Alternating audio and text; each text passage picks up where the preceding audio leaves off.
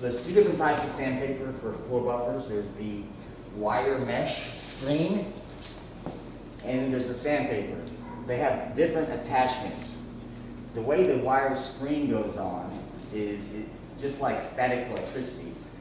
First you attach the driver pad. This driver pad goes on like the typical driver pads.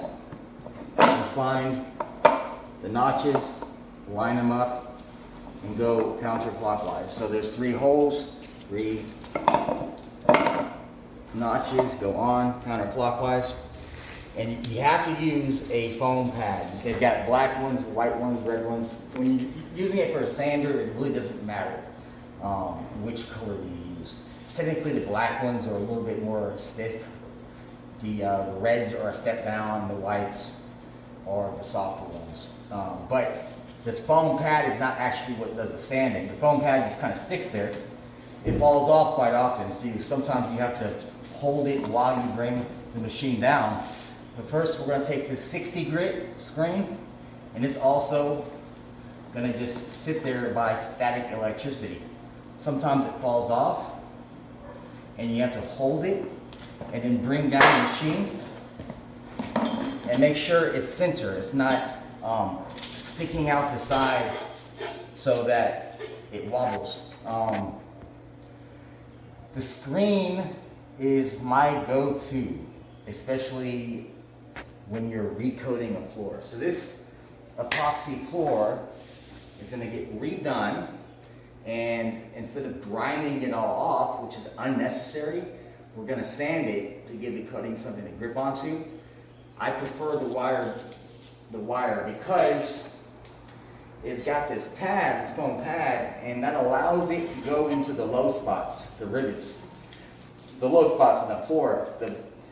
The sandpaper has no cushioning under it, so it goes over low spots and creates bird baths, areas that aren't coated completely. So I think the sandpaper is rougher. You can knock stuff off the floor, level the floor faster, but 60 grit wire mesh is completely acceptable. This does the job great. I actually prefer this because you get more scratches per inch than you do with the sandpaper. So with sandpaper, you got a piece of sand next to each other. But this is a grid pattern, so you're just making a ton of scratches.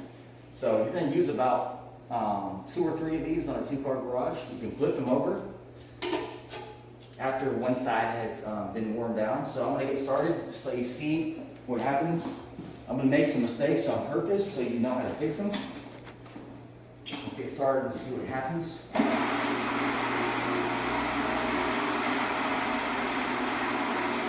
Now, sometimes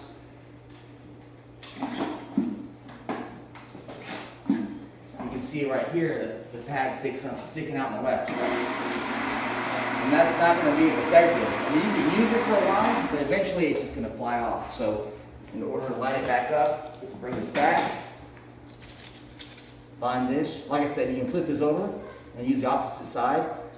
After about 100 square feet, maybe 200 square feet, you'll know when it stops working because it's not going to be making that white scratch marks. And I usually start in the front. This is about how fast I go. I go at a pace like this. And I typically go over the floor twice. Once this direction, once the opposite direction. And then proceed with the epoxy. Actually, you need to do the sides first. After you do the floor, then you got to palm sand the sides. Sometimes you can get real close to the sides. And when the sandpaper is off center, it actually helps you on the sides because it kind of jumps up there and gets really close to that side wall.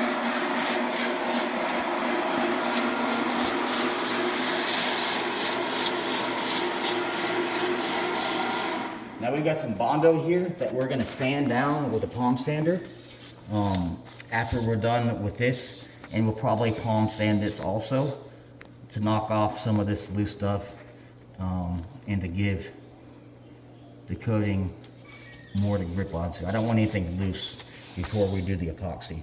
So we're gonna sand this whole floor and then we're going to epoxy it.